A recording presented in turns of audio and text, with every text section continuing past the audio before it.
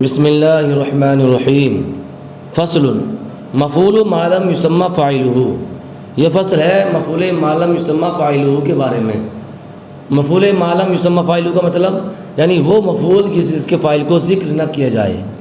اس کا دوسرا نام نائب فاعل بھی ہے. بتا رہے ہیں وہ کل مفعول حذف فاعلہ. نائب فاعل ہر وہ مفعول ہے کہ جس کے فاعل کو حذف کر دیا گیا ہو. وقیمہ ہوا مقامہ اور اس کو اس کے قائم مقام کر دیا گیا ہو. کس کے یعنی ہوا ضمیر کے نیچے 2 نمبر ہیں اور کل مفعول میں جو مفعول ہے اس کے نیچے بھی 2 نمبر ہیں. تو پتہ چلا اقیمہ کے بعد جو ہوا ضمیر ہے یہ ضمیر جو راجع ہے وہ مفعول کی طرف ہے. اور مقامہ میں جو ہو ضمیر ہے یہ ضمیر اس ضمیر کے نیچے 3 نمبر ہیں. اور ادھر حذف فاعلہ میں دیکھ رہے ہیں تو فاعلہ کے نیچے کیا ہے 3 نمبر ہیں. تو مطلب یہ ہوا کہ مقامہ میں جو ہو ضمیر ہے یہ ضمیر راجع ہے فاعل کی طرف. تو اب ترجمہ ہوگا وقیمہ ہوا فاعلہ مقامہ ہوگا کہ اس مفعول کو فاعل کے قائم مقام کر دیا گیا ہو. اب یہاں پر یہ بتایا کہ صاحب نائب فاعل ہر وہ مفعول ہے کہ جس کے فاعل کو حذف کر دیا گیا ہو. جس کے فاعل کو حذف کر دیا گیا ہو. اور فاعل حذف اسی وقت ہوتا ہے جب فعل مجہول لے کر آتے ہیں. اب اعتراض ہوتا ہے کہ صاحب فعل مجہول کیوں لے کر آتے ہیں؟ تو فعل مجہول جو لایا جاتا ہے وہ 4 فائدوں کے لیے لایا جاتا ہے. یعنی فعل مجہول لانے کے 4 فائدے ہوتے ہیں. ویسے تو اور بھی فائدے ہیں اس کے لیکن 4 مشہور فائدے ہیں. نمبر 1 للعلم بھی یعنی فاعل کو جاننے کی وجہ سے فعل مجہول لایا جاتا ہے کہ فاعل کیا ہے مشہور ہے معروف ہے. جیسے قرآن شریف میں خلق الانسان ضعیفا انسان کو کمزور پیدا کیا گیا. تو یہاں پر معلوم ہے کہ انسان کو کس نے پیدا کیا ہے تو اس وجہ سے فعل مجہول لے کر آئے. تو یہاں پر پائے گا للعلم بھی یعنی فاعل کو جاننے کی وجہ سے فعل مجہول لایا گیا. جیسے خلق الانسان ضعیفا انسان کو کمزور پیدا کیا گیا. سب کو معلوم ہے کہ انسان کو پیدا کرنے والا وہ اللہ تبارک و تعالی ہی ہے. ایک ہے للعلم بھی للجہل بھی. دوسرا کیا ہے للجہل بھی فاعل کو نہ جاننے کی وجہ سے فعل مجہول کو لانا. جیسے سرق المتاع سامان چوری کیا گیا. تو اب کس نے چرایا یہ معلوم نہیں, بس اتنا معلوم ہوا کہ سامان چور گیا لیکن یہ معلوم نہیں ہے کہ کس نے چرایا ہے. تو اس وجہ سے فعل مجہول لایا گیا یعنی للجہل بھی. تیسری صورت ہے للخوف علیہ اس پر خوف کھانے کی وجہ سے یعنی کسی پر خوف کھانے کی وجہ سے فعل مجہول کو لایا جاتا ہے. اس کی مثال بھی سرق المتاع ہو جائے گی یعنی سامان چوری کیا گیا.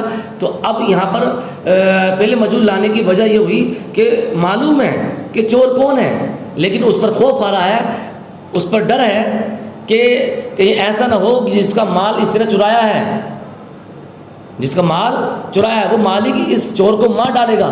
اس وجہ سے فعل مجہول لایا گیا. تو للخوف علی اس پر خوف کھانے کی وجہ سے فعل مجہول کو لایا جاتا ہے یعنی اس کے فاعل کو حذف کر دیا جاتا ہے. چوتھی صورت للخوف من اس سے ڈرنے کی وجہ سے. اس کی مثال بھی سرق المتاع ہو جائے گی کہ سامان چوری کیا گیا. اب یہ تو معلوم ہے کہ چرایا کس نے ہے لیکن اس وجہ سے نہیں بتایا کہ اگر میں بتلا دوں گا کہ اس نے چرایا ہے مال تو وہ مجھے مار ڈالے گا. تو للخوف من اس سے ڈرنے کی وجہ سے, اس سے ڈرنے کی وجہ سے یا اس وجہ سے کہ جس نے مال چرایا ہے اور جس کو چرایا ہے تو چرانے والا اس کو مار ڈالے گا جس کا مال چرایا ہے. تو للخوف من اس سے ڈرنے کی وجہ سے. یا اس کا یہ مفہوم یہ نکال سکتے ہیں للخوف من کا کہ اس سے ڈرنے کی وجہ سے یعنی اگر میں چور کا نام بتا دوں گا تو چور مجھے یعنی بتانے والے کو مار ڈالے گا. تو 4 فائدے ہوتے ہیں فعل مجہول لانے کے. 4 فائدے ہوتے ہیں فاعل کو حذف کر دینے کے اور فاعل اسی وقت حذف کیا جائے گا جب کہ فعل مجہول لایا جائے گا. اب کیا ہے فاعل کو حذف کر دیا جائے گا تو مفعول کو اس کے قائم مقام کر دیا جائے گا. اب اعتراض یہ ہوتا ہے کہ صاحب نائب فاعل حقیقت میں تو مفعول بھی ہوتا ہے اور مفعول بھی کیا منصوب ہوتا ہے جیسے ضرب زید، زید کو مارا گیا، اصل میں تھا ضرب عمر زیدن، عمر نے زید کو مارا، لیکن فاعل کو حذف کر دیا گیا، ضرب کو فعل مجہول کی شکل میں ضرب لے کر آئے، اب زیدن کو عمر کی جگہ میں رکھ دیا تو ضرب زیدن ہو گیا۔ تو اعتراض یہ ہوتا ہے کہ زیدن تو منصوب تھا لیکن رفع کیوں دیا؟ تو بتایا کہ صاحب فاعل عمدہ ہوتا ہے، فاعل کیا ہوتا ہے؟ عمدہ ہے، اور فاعل مرفوع ہوتا ہے۔ تو زید جو مفعول تھا، فضلہ تھا، منصوبات میں سے تھا، فاعل کی جگہ جو کہ عمدہ ہے اس کی جگہ میں آنے کی وجہ سے فاعل کیا مفعول کو بھی عمدہ والا یعنی فاعل والا اعراب دے دیا گیا۔ بیان کر رہے ہیں نائب ضرب زیدن، ضرب زیدن، زید کو مارا گیا۔ تو یہاں پر فعل مجہول لانے کی وجہ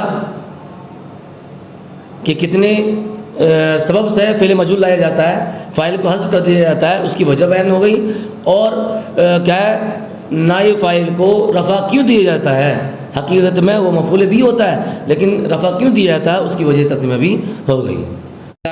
حکم ہو، اس کا حکم یعنی نائب فاعل کا حکم، فی توحید فعلہ و تثنیتہ و جمعہ و تذکیرہ و تانیثہ، اس کا حکم اس کے فعل کو یعنی نائب فاعل کے فعل کو واحد لانے میں، نائب فاعل کے فعل کو تثنیہ لانے میں، نائب فاعل کے فعل کو جمع لانے میں، نائب فاعل کے فعل کو مذکر لانے میں، نائب فاعل کے فعل کو مؤنث لانے میں، اللہ قیاسی معرف تھا، اس قیاس کے مطابق ہوگا معرف تھا فی الفاعل، جو آپ نے پہچان لیا فاعل کی بحث میں۔ یعنی جس طرح آپ نے پڑھا تھا فاعل کی بحث میں کہ فاعل اس میں ظاہر ہو تو فعل ہمیشہ واحد لایا جائے گا، خواہ کیا فاعل واحد ہو، تثنیہ ہو، جمع ہو، جیسے ضرب زیدن، ضرب الزیدان، ضرب الزیدون، تینوں صورتوں میں فعل واحد لایا گیا۔ اور اگر فاعل اس میں ظاہر نہ ہو کر کے اس میں مضمر ہو، اس میں ضمیر ہو، تو واحد کے لیے واحد، تثنیہ کے لیے تثنیہ، جمع کے لیے جمع لایا جاتا تھا، جیسے زید ضربا، الزیدان ضربا، الزیدون ضربوا۔ ایسے ہی یہاں پر بھی ضربا زید، ضربا الزیدان، ضربا الزیدون، فاعل اس میں ظاہر ہے تو فعل مجہول بھی واحد لایا گیا، اور یہ ہمیشہ واحد ہی لایا جائے گا۔ اور جب نائب فاعل ضمیر ہو تو واحد کے لیے واحد، تثنیہ کے لیے تثنیہ، اور جمع کے لیے جمع، فعل مجہول لایا جائے گا، جیسے زید ضربا، الزیدان ضربا، الزیدون ضربوا۔ آگے بتایا کہ صاحب فعل کو مؤنث اور مذکر لایا جاتا تھا، یعنی فاعل کی بحث میں یہ تھا کہ فاعل مؤنث حقیقی ہو تو فعل کو ہمیشہ مؤنث لایا جاتا تھا، جیسے ضربت عائشۃ، یہاں پر فاعل مؤنث حقیقی ہے تو فعل کو مؤنث لانا واجب ہے، لیکن اگر فصل کر دیا جاتا تھا یعنی ضربت الیوم عائشۃ، فصل کر دیا ضربت و عائشہ کے درمیان میں تو لک الخیار تھا، یعنی آپ کو اختیار ہے، فعل کو مؤنث بھی لا سکتے ہیں اور فعل کو مذکر بھی لا سکتے ہیں۔ تو یہاں سے ہی فعل مجہول میں بھی ہوگا کہ جب نائب فاعل مؤنث حقیقی ہوگا تو فعل کو ہمیشہ مؤنث لایا جائے گا، جیسے ضربت عائشۃ، ضربت عائشۃ، لیکن ضربت اور عائشہ کے درمیان کسی چیز کے ذریعے فصل کر دیا جائے اور کہہ دیا جائے ضربت الیوم عائشۃ، تو یہاں پر لک الخیار، یعنی آپ کو اختیار ہوگا، فعل کو مؤنث بھی لا سکتے ہیں اور فعل کو مذکر بھی لا سکتے ہیں، ضربا بھی کہہ سکتے ہیں اور ضربت بھی کہہ سکتے ہیں۔ اور فاعل کی بحث میں یہ تھا کہ جب فاعل مؤنث غیر حقیقی ہو تو فعل کو مؤنث بھی لا سکتے ہیں اور فعل کو مذکر بھی لا سکتے ہیں، جیسے طلع الشمس، طلعت الشمس، یہاں پر بھی ایسے ہی ہوگا کہ جب نائب فاعل مؤنث غیر حقیقی ہو تو فعل کو مؤنث بھی لا سکتے ہیں اور فعل کو مذکر بھی لا سکتے ہیں، جیسے طلعت الشمس، طلع الشمس، تو فعل مجہول مؤنث سے لانا بھی جائز ہے اور فعل مجہول مذکر لانا بھی جائز ہے، کیونکہ فاعل نائب فاعل یہاں پر مؤنث غیر حقیقی ہے۔ لیکن جب نائب فاعل مؤنث کی ضمیر ہو،